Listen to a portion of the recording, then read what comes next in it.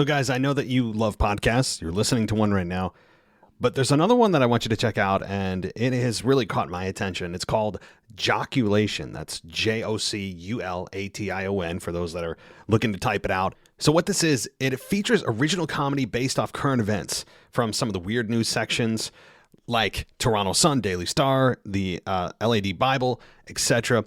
This show has over 100 episodes, and it really is a must listen. And in their latest episode, they were talking about a woman who was threatening to burn down a pub at a Christmas event with Santa and his reindeer. She was an animal rights activist. You really gotta check this out. Again, guys, it is hosted by LP Faust. It's called Joculation. And what I want to do is give you a quick 30-second sample of this show, and I'd really encourage you go and check it out. You can find them, by the way, everywhere podcasts are available, all the major platforms like Apple, Google, Spotify, iHeart, Overcast, Downcast, etc. So check it out. I'm also putting a link to the show in the description of this episode. So take a listen to this, guys. It's called Joculation. Go check it out, and here it is. So apparently Martha Stewart, she now has come into a new television show because Martha needs money. At one point, Martha's walking around with a ruler measuring like forks and knives, the distance from like spoons and cups and soup bowls and all that stuff. I'd rather it be a tablescape, ladders, and chairs match. That's what I'm thinking, bro. Have somebody come into the ring with a foreign object, maybe take the steel chair and slap it across Martha Stewart's face. That would be excellent, okay? Tablescapes, ladders, and chairs match. Oh, my. This is WWE superstar Drew McIntyre, and you're listening to the WWE Podcast.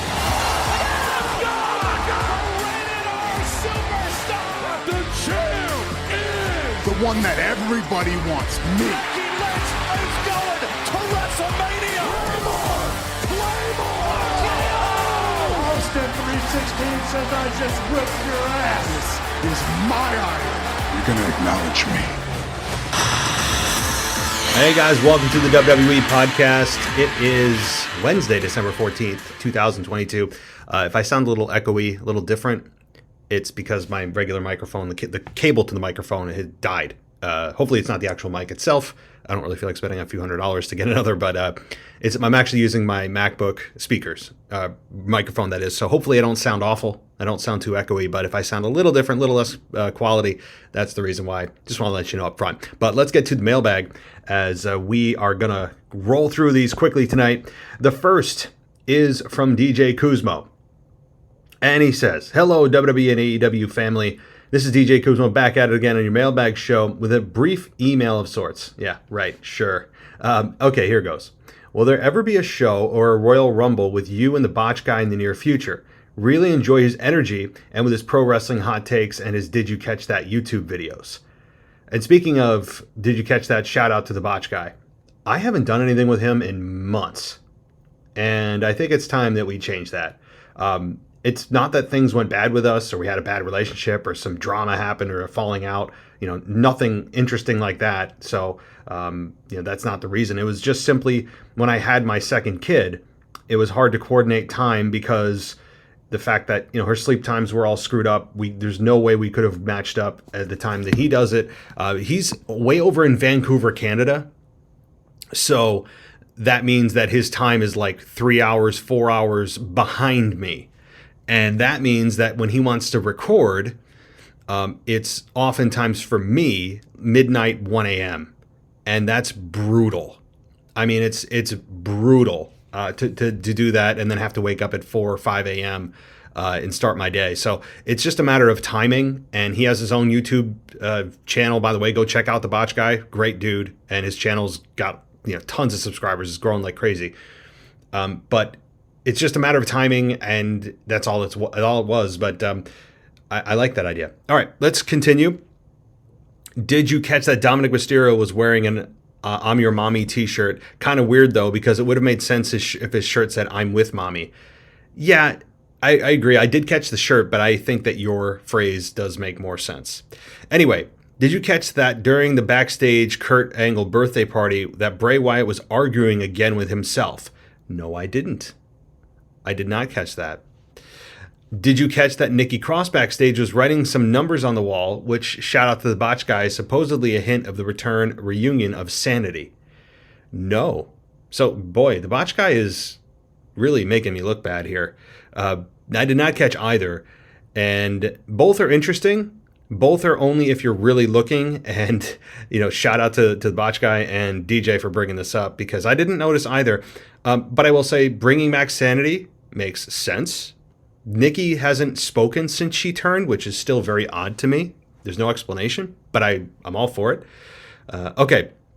So you say, look closely when you get the chance. One of the numbers that was written on was the debut of Sanity. Plus, Eric Young is reportedly returning back to WWE at some point. Well, cool. And also, there's reports floating around that Triple H, I guess, is very underwhelmed with the talent he brought back. So take that for what it's worth. Not all the talent, but I guess there's a lot of talent that he's brought back, and there's a lot of them since Vince left that he's apparently, quote, underwhelmed with. So, last, did you catch that? Did you catch that Sami Zayn didn't interfere when Kevin Owens came in to give stunners? And 2, did you catch that Sami was hesitating to prevent Solo from hitting the hip attack chair shot to Elias? Yes, I did catch both of those because I'm keeping a very close eye on Sami Zayn and his actions and or lack thereof. And in this case, his lack of interfering with Kevin Owens, I did notice. Absolutely. Yes. Anyway, enough said. Shout out to, once again, the Botch guy, DJ Kuzmo, signing off. Stay Uzi. All right, let's get to the next email here. And let's get to Jackson Panther. This is Jackson from Melbourne.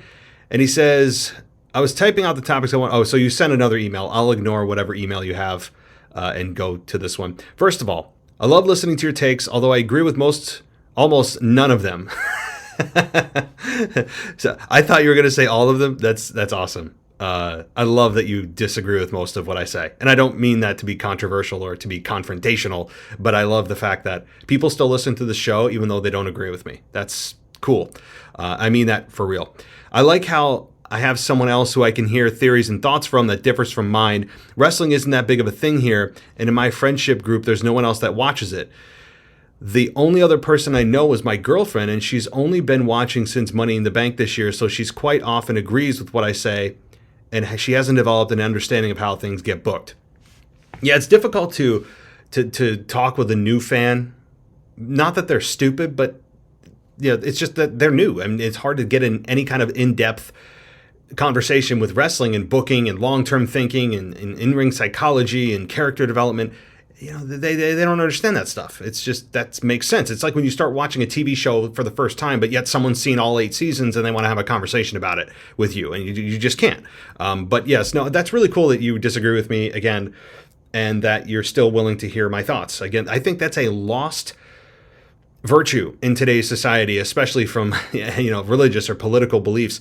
When you hear someone that has differing opinions and different thoughts, oftentimes people just want to curse and cuss and just impose their opinions forcefully on somebody else, or just stop listening altogether. And I think that's a very rare trait nowadays. So I appreciate that. I hope I continue to provide things that you disagree with. I never thought I'd say that. John Cena. He's filming a movie down here in Melbourne with Zac Efron in 2023. So although I think we'll see Cena at Mania, I do think it'll be a match. And if he is, I'll be very short, because obviously you don't want him to risk injury with filming a movie. Yeah, I agree. I mean, there's always a risk anytime you get in the ring, no matter how short of a match it is. I mean, The Rock got injured with John Cena at WrestleMania 27, 28, whatever their last match was, tore his hamstring in half. And then had to, he left, didn't appear on Monday Night Raw when he was supposed to, and then went off, and his filming got delayed because of his injury and all that. So, I mean, it's just a risk. It is. But it's one that often pays off. Yeah. Logan Paul. His injury isn't as bad as what was first thought, and if it goes well, his recovery is expected to return. Oh, in his recovery, he's expected to return around Rumble. Yeah, there's a lot of returns pending right now for the Royal Rumble. Matt Riddle, although depending on who you talk to with the failed wellness policy and all that, or is he actually coming back at the Rumble? Right now, it is planned that I guess he's coming back at the Royal Rumble as a surprise entrant. You have a potential Charlotte return. You have a potential Sasha Banks and Naomi return in the Women's Royal Rumble. Logan Paul. We have potentially The Rock floating out there. There's a lot of returns slated for the Rumble. Now, how many of those actually come true? More often than not, it's all hype and very little delivery. I'd say like 1 or 2 out of those 6 I just provided you are probably actually going to come true. All right. Cameron Grimes. On the note of the Rumble, I think we will see a main roster call-up through the Rumble in Cameron Grimes. We haven't seen him on NXT in a number of weeks, and there's nothing left for him to do except with the NXT Championship, but we've seen him challenge Braun Breaker multiple times, and it got stale in their last match. So considering we haven't seen him in a few weeks, I think we'll see a call-up soon. Y'all know what I'm going to say about this since I don't watch NXT. Sure. I mean, your logic is sound. I don't watch NXT, so I will leave that to our specialist, Memphis Mark, who covers NXT. If he's listening, can you cover this, Memphis, about Cameron Grimes being called up to the main roster? I'll leave it to him. Hangman Adam Page. As well as wanting MJF in WWE and a return of Mox Ambrose, one person I would love to see in WWE is Hangman Adam Page. I've tried watching AEW a few times, but I just don't enjoy watching it. The 3 people I keep tabs on, though, because I love them as wrestlers, MJF, Moxley, and Hangman. To me, Hangman just has the it factor about him. I can't deny that. I mean, I'm not going to pretend I've watched every one of his matches, but he has that gravitational pull on the screen. He's really good in the ring, really good on the mic. I would agree. I think that from what I've seen, and again, it's a limited sample, I'm not going to pretend that I'm some kind of encyclopedia on Hangman Adam Page's career, but I would agree with that from a kind of a surface level. Hit Row. I saw a video the other day of Hit Row's debut in NXT, and it made me remember how intriguing they were as heels. I think with a call-up of someone like Carmelo Hayes, he could join Hit Row and make them a legitimate heel faction. I know the majority of heel factions in WWE are heel, but one team that needs to be, in my opinion, is Hit Row, as they are just doing nothing for me as faces. I would totally agree. I mean, maybe give it one last chance as a babyface group, but they're not given any mic time, barely. The crowd this past week when they made their return to get their revenge, barely even got a reaction. It was a silent to slightly negative. Now, I wouldn't go with one crowd's reaction. I would continue to see if this is a pattern before making a decision like that. But if it continues over the next few weeks into the Rumble, I would absolutely consider turning them heel. Yes. All right, couple more. Riddle. Although it's not confirmed, I think it's likely, back at SummerSlam, the reason we didn't see the Riddle-Rollins match was because Riddle violated the wellness policy and was told if it happens again, you'll either be fired or have to attend rehab. It has been reportedly violated in terms of the wellness policy again, hence bringing him into a written off TV situation for 6 weeks so he can attend rehab. Well, yeah, again, that rehab thing's been floating around. The thing is, rehab takes longer than 6 weeks. Rehab's not just this short vacation, right? Like, I've never, God willing, I've never been or will be, hopefully, in rehab. I don't know personally people who have been in rehab, but I can tell you from what I've seen throughout my life of people that I've, again, from a distance, seen attend rehab, it's not a quick 6-week thing. For me, it takes several months of rehab, but I don't know. I'm not in that position. To me, 6 weeks in rehab is a little fast. But New Day, lastly, your boys, the New Day, have won the NXT tag titles and are now the Triple Crown champs. I know how much you'd love to see the New Day succeed, so just thought I'd update you. Anyways, that's all for this week. Cheers and enjoy. Thank you so much, Jackson. And look, that's fine with me. I don't care. I saw that. I knew that the New Day did win. I heard that. I mean, that was all over the headlines, even if you didn't watch NXT the past week. And look, I'm fine with them. I'm happy for them. You know why I'm happy for them? Because they're off my TV. And maybe they're in the NXT world, and they can stay there. That's why. All right. Let's see. Let's get to Rocky T from Houston, Texas. So let me hold on. Let me officially announce him as he wants me to. Checking in once again is the Silver Fox from Houston, Texas. Number 1, How is the voicemail from Justin in Maryland always last? Does he literally call in the last minute, or do you choose to play his voicemail last? I chuckle everything he gets cut off, or every time he gets cut off at the 3-minute mark. A, for effort. I promise you it's not by design. The way that the voicemails come in is the way that I answer them. That's the order that I answer them, is the order they come in. So I'm not strategically doing it. But at the same time, would I now try to find his voicemail and put him last? Yeah, it doesn't feel right if he's not the last voicemail. He's such a great closer. But I agree. He continually gets cut off at 3 minutes in the middle of his sentences. I agree. A, for effort, though. We love Justin. Number 2, you mentioned how you would like to see Jade Cargill versus Bianca Belair. Well, Jade has been doing nothing but squash matches, very Goldberg-esque. Yes, she is a specimen, but I've yet to see her go the distance or break a sweat in a match. I'm wondering if she could keep up with the likes of Bianca or Charlotte or a Becky. Well, only one way to find out, right? And yeah, eventually you're going to have to get away from squash matches. It can't sustain itself as a strategy long term. People get bored. People will turn on it. Goldberg is the rare exception. Really, that's what defined his career. But in Jade Cargill's case, especially the way the women's division has been defined today, in WWE anyway, it has been great matches, back and forth, taking each other to the limit. That's how we define a great match. If you were to just have someone come in and squash, that may be shock and awe for a while, and people may go, oh my God, this is so much different, but it's not long-term sustainable. I would like to see Jade Cargill go the distance as well, because I think they could have a great match. I think it'd be huge. All right. If The Rock walks in and challenges Roman for the titles, then what do the winners of the Rumble and Chamber get for their victory? Yeah, see, this is where things get weird, right? Maybe the Chamber doesn't afford... let me think about this. Let's assume that The Rock is challenging Roman for the Universal Championship. Let's pretend, right? Let's pretend that's happening, in that way Roman can defend the other belt if they find a way to separate the belts, and they will. So that leaves Roman with one championship open. I would imagine that the winner of the Rumble challenges Roman for that championship at WrestleMania. That's what has to happen with the Rumble rules. It's a WrestleMania match. It's not any other type of title match or any other platform or place. It is WrestleMania main event. Period. You can never mess with that. That will screw the entire integrity of the match forever. So what I think happens is, if we're going this road, Rock challenges Roman for Universal on night 2. Night 1 is the WWE Championship match, but the Chamber winner maybe gets Roman on SmackDown, or if there's an in-between pay-per-view, I gotta look. If there's a pay-per-view between Chamber and Mania, maybe the winner of that Chamber match gets said championship match against Roman before Mania, and the winner then challenges the Royal Rumble winner, which we all know is going to be Roman anyway.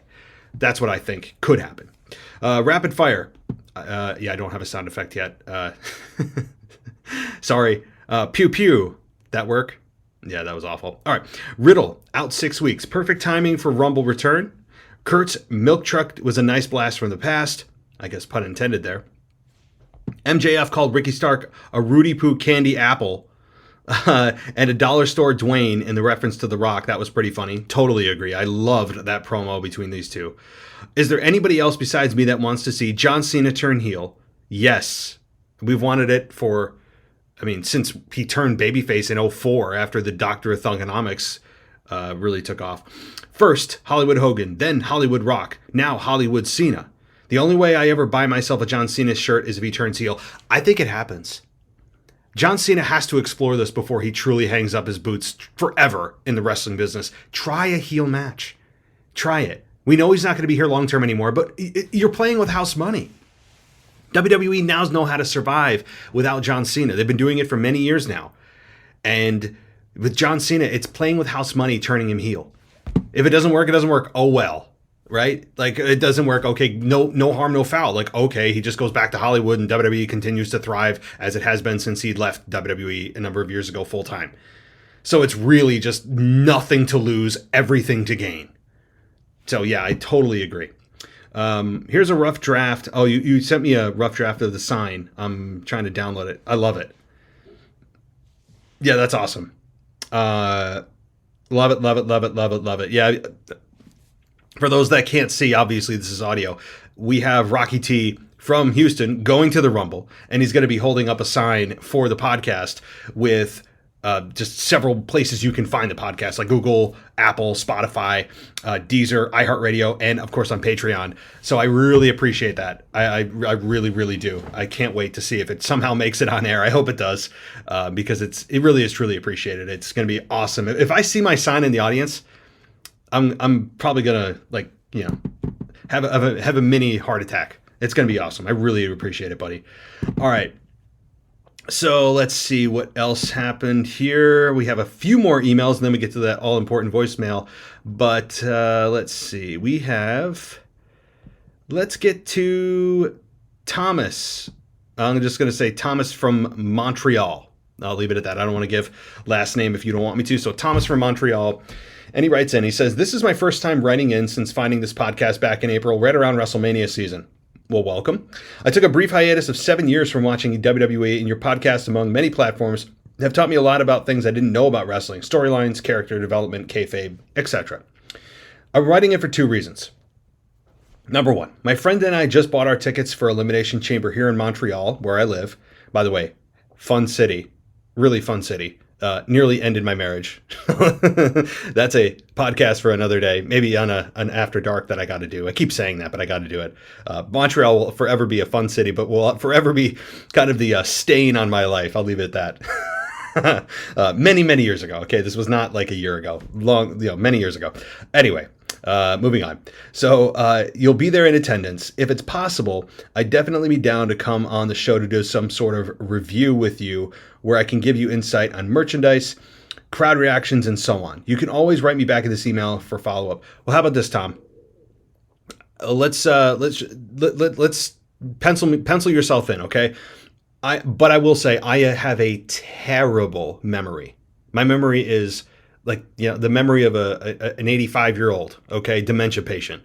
It's not great. It's about at the level almost as bad as Joe Biden. But it's so that being said, okay, it's really not that bad. But I have a lot going on all the time, especially with this podcast and life and family.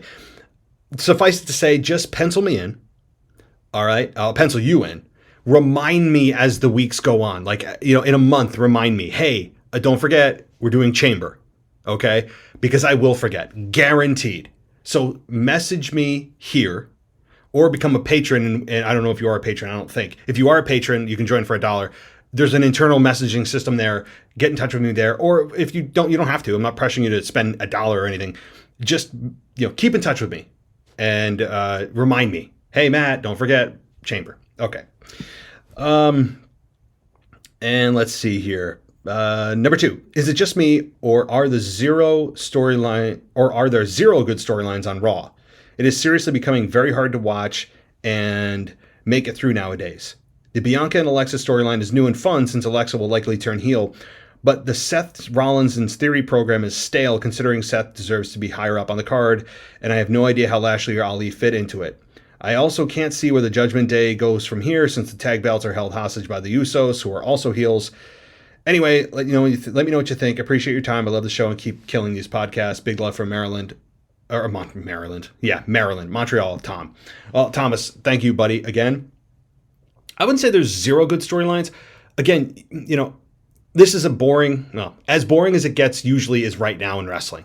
It's December, holidays. WWE knows that they're not even going to bother trying to put on a pay-per-view. They're just going to go from Survivor Series to Rumble this year, which makes it feel extra long and extra egregious and kind of like a downtime. And that's fine. That's the way kind of the cyclical nature of wrestling goes every year. But to say there's no exciting storylines on Raw, I mean, you almost, I hear what you're saying. Like, you almost have to try to force yourself to get invested in storylines. And that's not how wrestling should go. You should just innately, automatically be invested in something. The fact that we have to put effort in is a bit of a problem. But if you're watching, you probably will eventually get hooked into something. I agree that Rollins should be elevated a little higher. But the problem is you can't be elevated higher when Roman Reigns is on SmackDown. And he's holding those two titles hostage, so WWE's Monday Night Raw flagship show does not have a top belt. They can say that the U.S. is the top belt, but it only is the top belt because of the absence of the true top belts that are being held hostage around the shoulders of Roman Reigns. So they're only the top belt. The U.S. is the only top belt because of the absence of the true top belts, and we're supposed to just be, not noticing that. So, I mean, here's the thing, too. Alexa Bliss, I don't think she's going to turn heel. I think she's turning babyface. Like, they're going to try to turn her heel, or rather they would. I don't even know if they try. Look at the reaction she got on Monday Night Raw. Nearly hitting Bianca Belair, the Raw babyface, with a brace finish, right? Trying to nearly hitting Bianca with Sister Abigail, and she resisted. The pop for that was crazy. So if that's their attempt to turn her heel, that is a putrid attempt, and that will not work. People want to see Alexa Bliss do something interesting. All right, let's get to an email from Robert from the WWE Ringside podcast. He says, I have a few things I want to go over. Sorry the emails are so long this week, but let's dive in. First, if WWE isn't going to bring in any new titles, do you think they should have more tournaments? I think it would be a great idea. It would give the wrestlers something to wrestle for, and we could get big matches in the finals before they face off against each other for the title that they're going for, and build the title match even more. I think tournaments as a whole are underutilized, but it's also a format I wouldn't do a lot. I think that fans can get very bored quickly with that style of deciding a champion. I like them, but I think the mass amount of the vast majority of fans probably don't like a lot of them. But I think sparingly, a few times, per year, you could definitely do this. And yeah, those are fun. Those are fun. We kind of have one with King of the Ring, but the King of the Ring kind of comes and goes each year. And then there's like the World Cup final, like they did like a World Cup for the Intercontinental Championship, which Ricochet ended up winning to face Gunther for the IC title on top of winning the actual cup, which really means nothing. But in general, I like the format. Second, I think we're going to get a John Cena versus Logan Paul match at WrestleMania. Reports are that Paul will not need surgery as first reported. He's on a 6-week timetable for return, probably at the Rumble as a surprise entrant, so he would be available for a Mania match. Both Paul and Cena are Hollywood men, and their different avenues could be the plot for their storyline. Cena not respecting the way Paul has handled the stardom, Paul could then go back to being the heel, which he is naturally suited for. Yeah, there's no way I believe people would cheer for Logan Paul over John Cena, at this point. And Logan Paul is a natural heel as a personality. Now, on the flip side of the coin, his in-ring style is babyface. So I don't know if he hasn't learned how to work heel yet, or he's just going to keep working the way he works. But the fact is that people booed him going into the Roman Reigns match, and rightfully so, really booing WWE for even having this be a match. But it ended up being a really good match, and people at the end of this were cheering for Logan Paul. So it's going to be an interesting dynamic how they end up managing that situation. All right, third, who are some surprise entrants you see in the Rumble match? For me, I'm expecting a big Rumble with some big returns, and your list of surprises are Charlotte, Brock, Goldberg, Cody, Chelsea Green, Naomi, The Rock, Punk, and Cena. I mean, I don't know who else could be on this list. Yeah, I mean, you pretty much covered it in terms of the world of reality. I think The Rock is the least likely. Honestly, I think The Rock and Goldberg, I hope, doesn't even sniff this. I think Brock Lesnar's likely. I think Cody Rhodes is likely. I think Chelsea Green, Naomi, I'd give less than a 50-50 chance to. Charlotte Flair is a really good chance. John Cena, I don't think he'll enter the Rumble, but I think he'll be at the Rumble in a match against Logan Paul. CM Punk, I think I'd give a very low chance as well. But all of these are in the realm of possibility. As I mentioned earlier, this is the most up in the air Rumble for surprise entrants that I can remember in recent memory, which makes this a lot of fun. But also could lead to mega disappointment if none of them come true. All right. Last, I want to address the women's division. I think we will get Rhea Ripley winning the Rumble and challenging Belair at WrestleMania. Then I think we will get Becky Lynch versus Bayley at Mania in a street fight or some DQ match. And then I think we will have Charlotte win the women's Money in the Bank, and we'll get Baszler versus Rousey at Mania, where Rousey wins, then Charlotte cashes in on Ronda after the match. I think with their history, it makes sense. I just don't know if you want Rousey to lose the title again via cash-in. Could be sold, as she can only lose the title via cash-in when she's already down if they decided to go that route. That's all for this week. Have a good one. Thanks, Robert. I don't dislike the idea, but I also think Ronda Rousey's super boring as a champion, and having her lose at WrestleMania is the right way to go. And Becky Lynch Ronda has not happened. It's the only combination of matches that hasn't happened yet.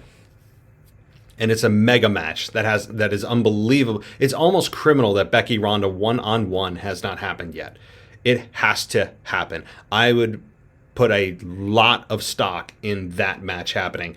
Becky Ronda one-on-one, no third party this time, and they finally get the WrestleMania match where Becky is going in as the babyface, Ronda is going in as the heel, and Becky beats her, and Ronda goes back to her farm and talks about how wrestling fans are the worst and how we all are just millennials that like avocado toast.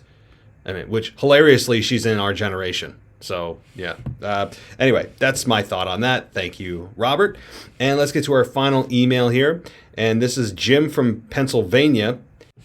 And Jim says, I haven't emailed in a while. Hope everyone is well. A couple of thoughts about a few things. Number one, on your weekend review show, you said about maybe a Cena match at WrestleMania. But I think he may be there to say who the first inductee into the Hall of Fame is. Triple H as a singles competitor. That's possible, but here's the thing. We're getting really close to WrestleMania season now, where programs can start, bigger programs can start now that could have a several month build to WrestleMania, and John Cena is one of them. And he's not going to be there every week, so now would be a good time to introduce whoever his opponent's going to be, or at least tease it.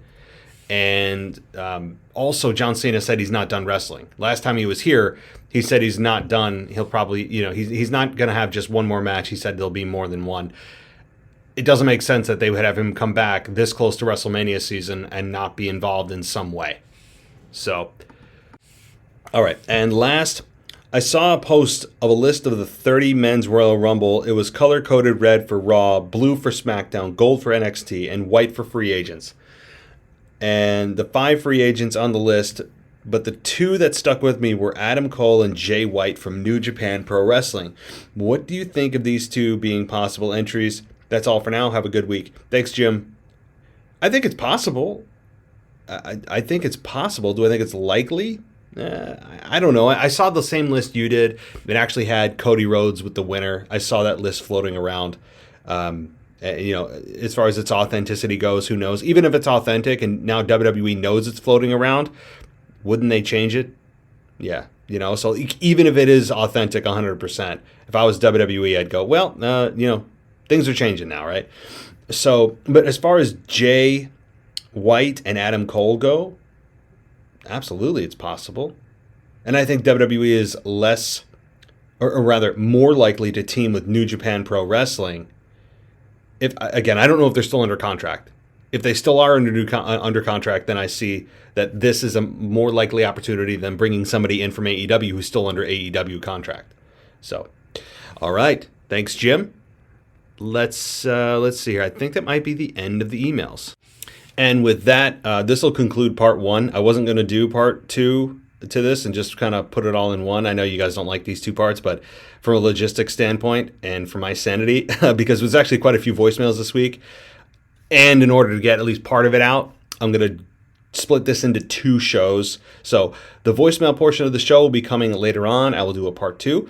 Right now, it is a part 1 conclusion here for all the emails. I've got, if you want to know how many voicemails, I've got at least 7 voicemails, and all of them run to like 3 minutes or more. So certainly, I think that for now, for me, selfishly, I have to conclude part 1. But I'll be back as soon as I can with part 2. It'll be dropping tomorrow, Thursday, December 15th, at some point during the day. So thank you, everybody, for listening. Thank you for all your emails, and I will see you and talk in the next one. So, guys, I know that you love podcasts. You're listening to one right now.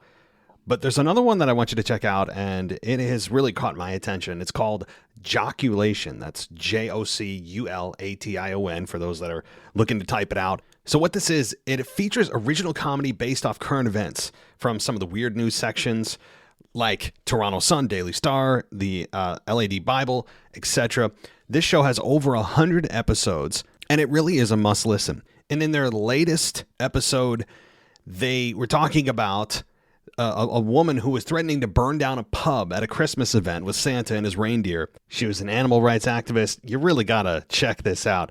Again, guys, it is hosted by LP Faust. It's called Joculation. And what I want to do is give you a quick 30-second sample of this show, and I'd really encourage you go and check it out. You can find them, by the way, everywhere podcasts are available, all the major platforms like Apple, Google, Spotify, iHeart, Overcast, Downcast, etc. So check it out. I'm also putting a link to the show in the description of this episode. So take a listen to this, guys. It's called Joculation. Go check it out, and here it is. So apparently Martha Stewart, she now has come into a new television show because Martha needs money. At one point, Martha's walking around with a ruler measuring like forks and knives and the distance from like spoons and cups and soup bowls and all that stuff. I'd rather it be a tablescape, ladders, and chairs match. That's what I'm thinking, bro. Have somebody come into the ring with a foreign object, maybe take the steel chair and slap it across Martha Stewart's face. That would be excellent, okay? Tablescapes, ladders, and chairs match. Oh, my.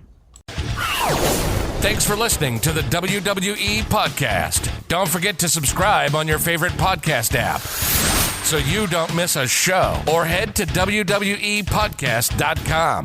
And for all of these shows ad-free, head over to patreon.com/WWE Podcast. Until then, we'll see you next time.